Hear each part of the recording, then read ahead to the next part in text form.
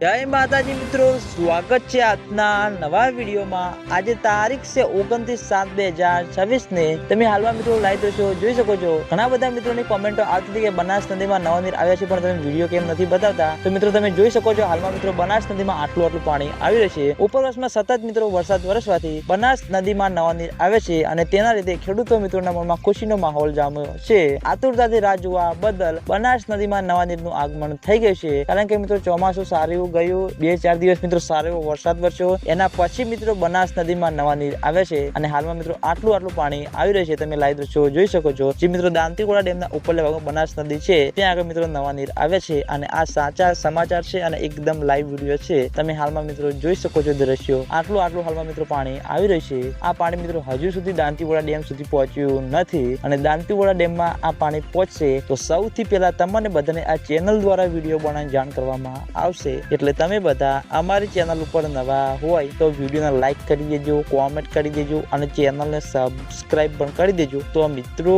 જય માતાજી।